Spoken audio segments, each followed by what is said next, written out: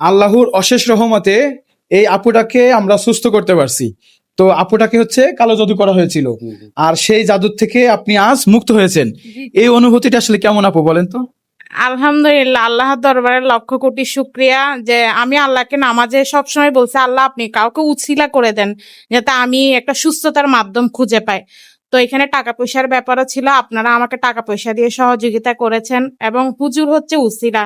তো আলহামদুলিল্লাহ, এই যে আমার হাতের ব্যথা, তারপরে এই যে আমি এখন দাঁড়িয়ে আছি, আমার দাঁতের ব্যথা, মাথা ব্যথা, পুরোপুরি আমি সুস্থ।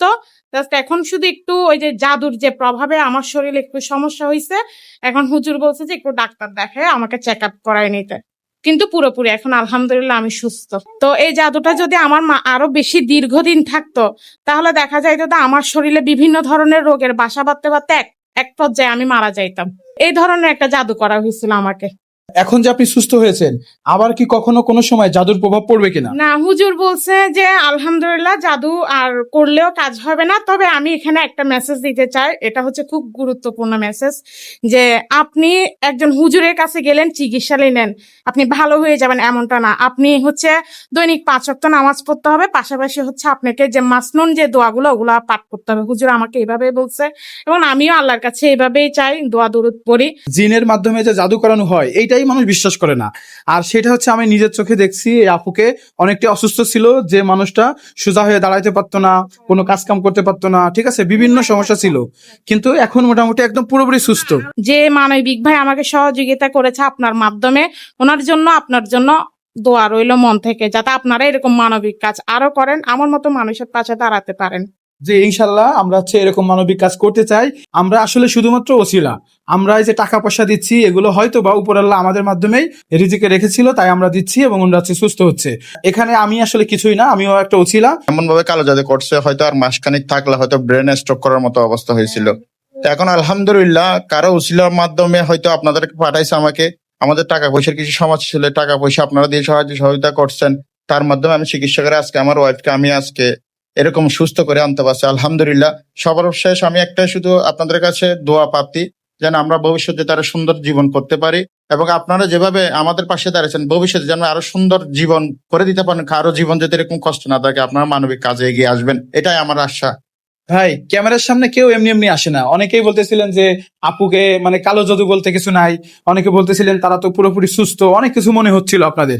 কিন্তু আজকে এই ঘটনাটা শুনে আপনি তো বুঝতে পারছেন যে হুজুরের কাছে যে কোরআনের মাধ্যমে কিন্তু চিকিৎসা হয়েছে, নাকি আপু?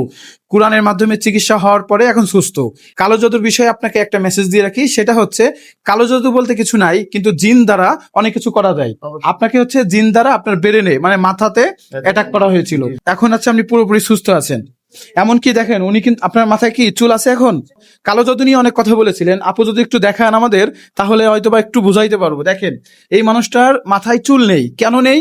কারণ এই মানুষটা কালো জাদু শিকার হয়ে চুল কাটতে বাধ্য হয়েছেন, নাকি? এমনকি যে দাঁত থাকে না, এই দাঁতগুলোও নড়ে গেছে।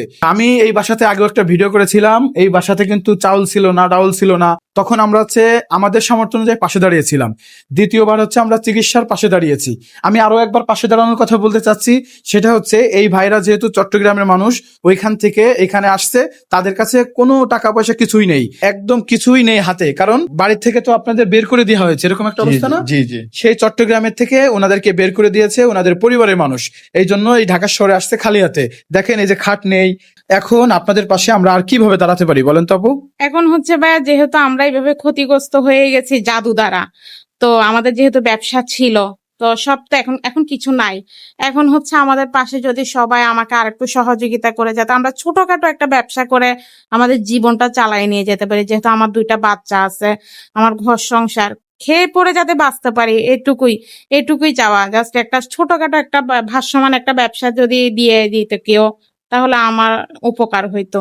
আমি সবাইকে বলবো এই পরিবারের পাশে আরো একবার দাঁড়াবেন, কারণ এই ভাইটা হচ্ছে বৌদ্ধ ধর্মের ছিল, আজকে আমাদের ধর্মে আসছে, যেহেতু ইসলাম ধর্মে আসছেন সেই জন্য। যেহেতু এই ভাইটা মুসলিম হয়েছে, সবাইকে অনুরোধ করবো এই ভাইদের পাশে দাঁড়ান এবং এই ভাইদেরকে একটা ব্যবসা করার সুযোগ দিয়ে দেন।